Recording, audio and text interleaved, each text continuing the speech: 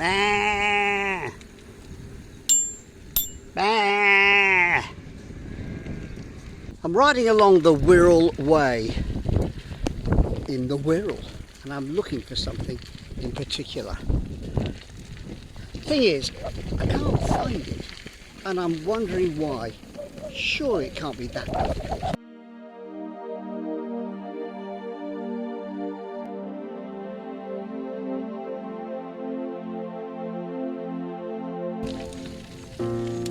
Well, it is. I'm looking for a view. Back in 1971, I came on holiday with my family to the Wirral, to Heswall. It was one of those things where, you know, you stay in somebody's house, you do a house swap. Anyway, one day my dad went out to paint the view. This view, looking across the River Dee and the estuary to Wales. And this is his painting. I've got an image of it here. And what I'm looking for, of course, is a wheat field with a tall rowan tree on the right hand side and the land dipping away over the far side to that view. I probably passed it, but it's really intriguing as to how difficult it is to find. I thought it'd be fairly straightforward. Okay, it's a wheat field, little footpath. I remember he was inspired to do this big stormy sky by having seen the Van Gogh exhibition, which was on at the time, and Van Gogh had painted crows over a wheat field. So he thought, I'll do a big stormy sky like you often get over Wales. Anyway, sorry Dad, 50 years later, I can't find your view. I can't believe it. It's a lovely view, but I can't find it. Oh, now look at this coming in. This is gorgeous. This is one of the Dazzle ships. They were painted like this during the First World War to confuse the enemy. I think it's a whackaday ship is what I think. And I absolutely love it. And that is my ferry across the Mersey. Yeah! It's a Dazzle ship and my Dazzle bike. Can you spot the bike against the Dazzle ship? I'm not sure you can. Dazzle bike. Dazzle ship. Good afternoon. Hello.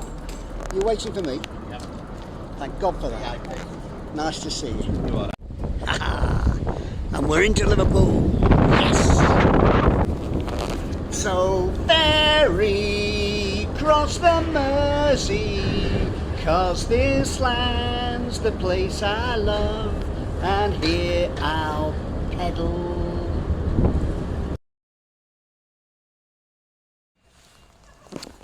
I got a different sort of cycling today. I'm going cycle touring with a touring extra. Laura runs the Cycle Touring Festival. Hello. So Laura, let's look at our two bikes because they are quite different. Talk me through how you tour and why you've got this bike. So my bike has not got a battery on, which is the biggest change from your bike. So my battery's in my legs. And this bike took me around the world.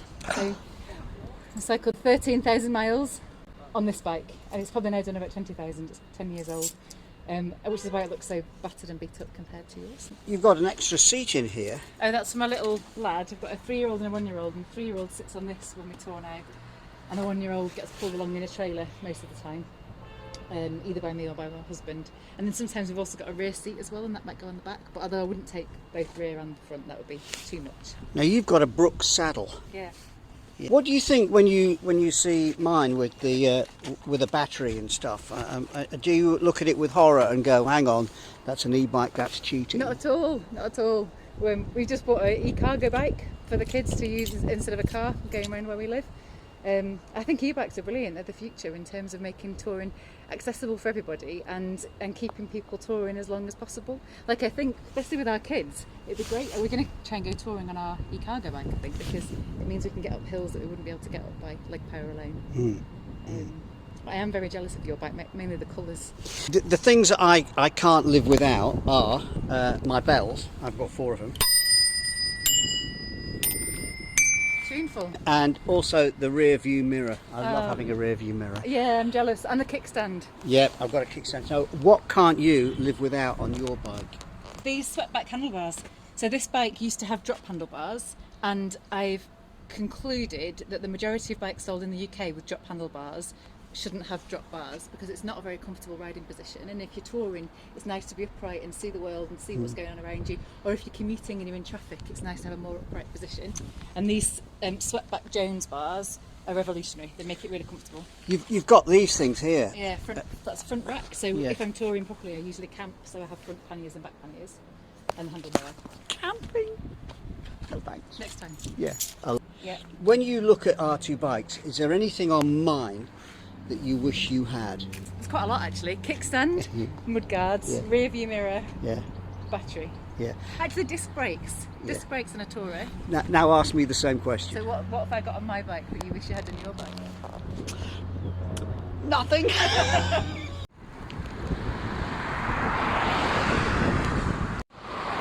It's a busy road. Got a nice cycle path alongside, but what I'm actually noticing is this. It's the wonderful white colours of white wheat. White wheat when the hawthorn is in blossom. The daisies are out. Everything is white and green and it's absolutely lovely. It lasts for just 1 week. And this is at its peak and all those cars dashing past, they're not noticing. I've just stopped my bike in the Wirral estuary and I've come across lots of things that give it away. Marsh Road, Shore Road, but what's this? 100 End Lane. Not 100 beginning, but 100 End Lane. Makes you wonder, doesn't it? Why would you call something 100 End Lane?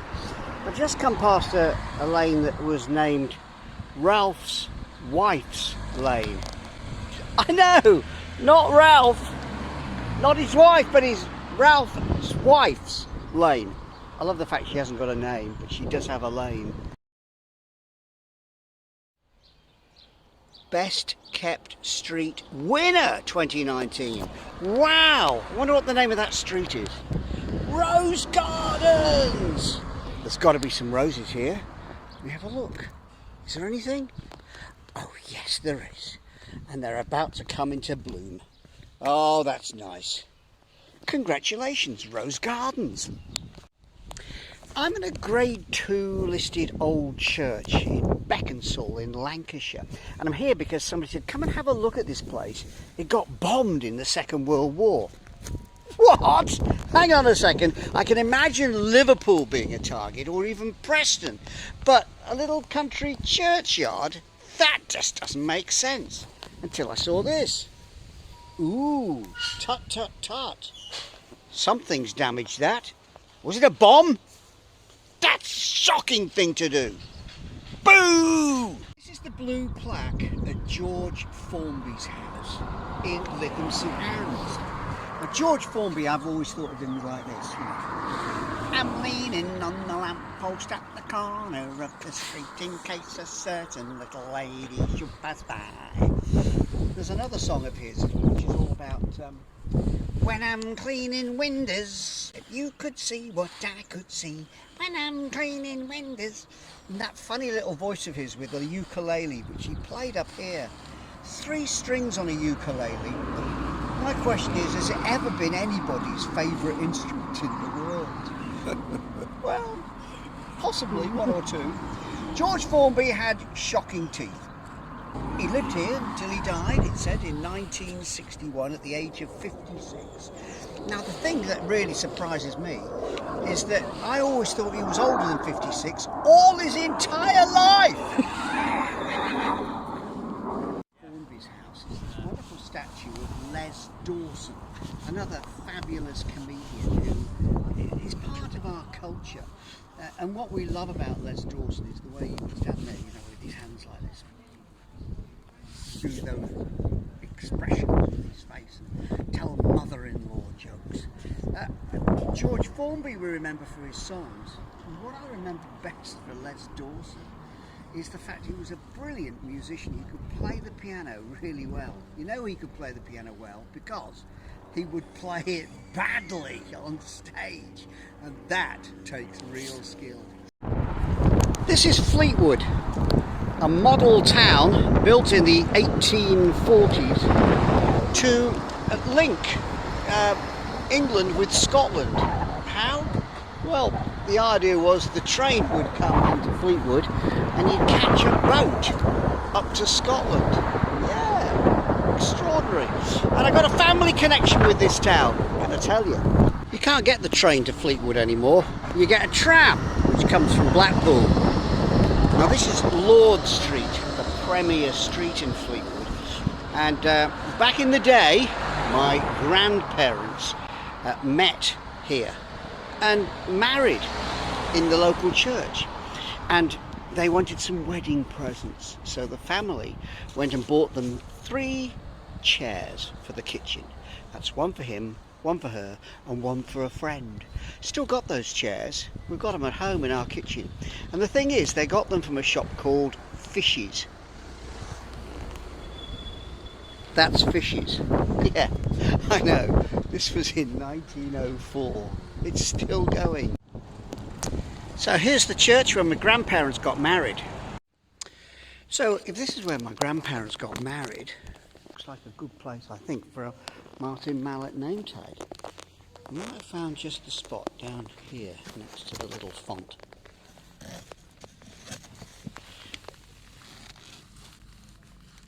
Let's see if it'll go in there.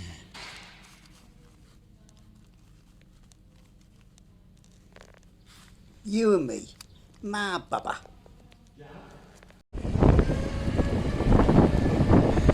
And away goes the Wire Rose. A short little ferry ride from Fleetwood to Knott End, and I've been left with my bike on the slipway, and that tiny little lovely ship takes people backwards and forwards, and that's the last ride of the day because the tide is now dropping. It's too low. They don't dredge the wire. They should do. You know that song, Matchstalk Men, the Matchstalk Cats and Dogs? It's about L.S. Lowry, the artist. And here he is, his little dog, sketching Fleetwood. He would come here on holiday, yes, in the lovely summers of 1940s and 50s, and sketch the Knott End Ferry. Well, I think that's a good thing to do, and I'm going to have a go at it myself. You know when you get to the call centre and they say, give us your postcode, okay, name of the street please, and you say, I live on Green Dix Lane.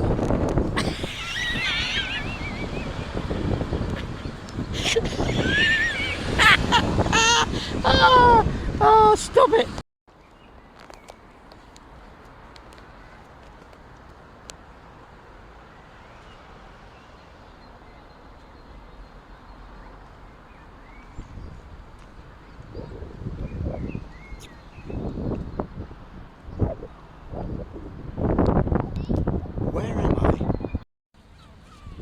I'm at the great, grey, mysterious Morecambe Bay on a day like today when there's a bit of a haze. It adds to the mystery. 200 square miles fills in a couple of hours when the tide turns and sweeps across this deadly quicksand. It's a treacherous part of the country. I'm imagining what it was like in the olden days when the only way across Morecambe Bay was in a horse and carriage. I know, there's a famous painting actually by David Cox of the horse and carriage trying to dash 10 miles across Morecambe Bay before the storm broke and the tide changed. Yikes. Lots of people come to Morecambe Bay. They come to this town of Morecambe. And of course, the special thing we come to see in Morecambe is the most famous son, Eric Morecambe. Hey, comedy genius. I actually met him once, and it was like standing in the presence of royalty. Whenever we see his shows repeated on the telly, we just love them. Hey, Eric Morecambe, God bless you.